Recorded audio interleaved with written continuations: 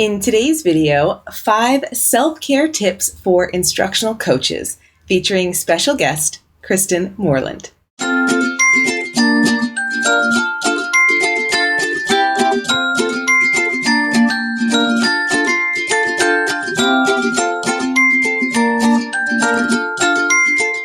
Hey coaches, I'm Kristen Moreland, the Director of Teaching and Learning for the Littleton Schools in the state of New Hampshire in the U.S. I have been coaching teachers and leaders for almost 10 years now, and it is absolutely my favorite role in education. Why?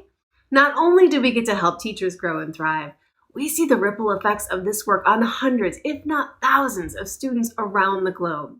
But to do this well, we need to take care of ourselves. In today's video, I have 5 self-care tips for you that will set you up for realizing more of your own personal growth. And speaking of that growth, registration for the next cohort of the Coach Microcredential opens at the end of February.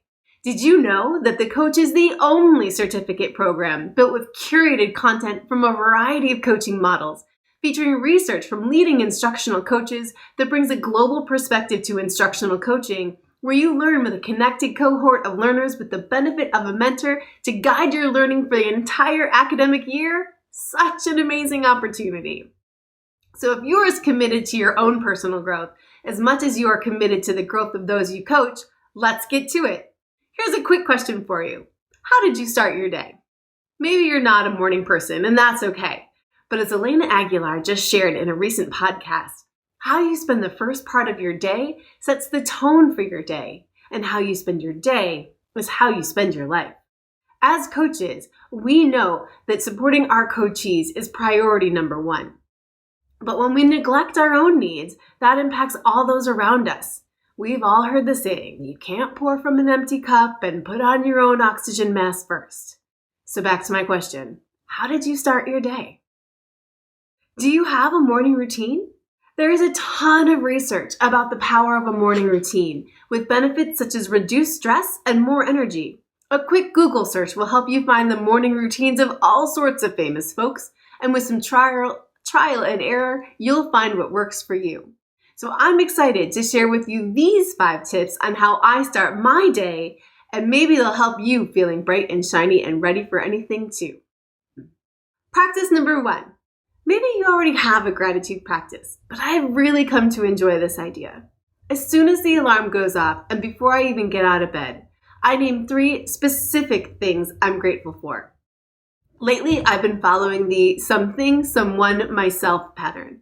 It's a way to start the day with positivity and helps you refocus any of the I have to go to work energy into I get to go to work and coach.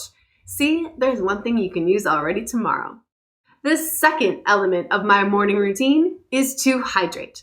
I drink a full bottle of water first thing. I'm a regular 8-hour sleeper, so this practice is essential to refuel the past 8 hours of dehydration. Practice number 3, movement. Immediately, I do at least 30 minutes of something. On my best days, I'll get out for a run for 45. Other mornings require a gentle yoga session. But there is always some kind of movement each morning. This has been a part of my morning routine for so long now, my day is actually worse if I skip it. And the best part is that your workout's done, so you don't have to stress about finding the time to do it after school. Number 4, I breathe. Just 4 to 6 minutes. I use the Insight timer, and there are guided meditations, visualizations, as well as just a regular timer you can program with a different sound. The Calm app and 10% Happier are also great go-tos. And the 5th element of my morning routine is a quick email preview. Some people aren't into working before getting to school, but for me, taking a look at my email is actually a way to increase my sense of calm, as it gives me a heads up on what the day ahead is going to bring. I'll also scan the various newsletters I receive and send a few key articles to my Google Keep to be read later. So, to recap, gratitude, hydration, movement, breathing, email. With these simple daily self-care practices, I create the conditions for my own personal growth. Maybe for you, that is signing up for the Coach Microcredential. Are you ready? We'd love to have you join us. Thank you so much for watching today's episode. I hope you enjoyed this conversation.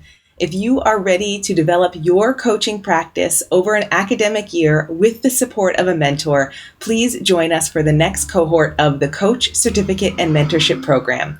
Wherever you are in building a coaching culture in your school, the coach will give you the strategies, skills, and tools you need to make coaching a success. This academic year-long online course and mentorship program will empower you to confidently apply instructional coaching strategies in any situation, from building a coaching program to having coaching conversations to being a leader in your school community. If you missed your chance to register for this year's online global cohort, please head over to edurolearning.com/coach to find early applications for the next global cohort. We only facilitate one cohort a year, so we can offer individualized support for each participant. Please make sure to get on our mailing list so you don't miss your next opportunity to join the coach. Here at Eduro, we provide customized online professional learning for educators at the intersection of technology, coaching, and leadership. Our mission is to empower the relentless learner in you to embrace your inner leader and make a bigger impact in your school setting. Join our Coach Better Facebook group and connect with us on social media at Eduro Learning for more great resources at the intersection of technology, coaching, and leadership. Thank you so much for joining us today, and we will see you next time.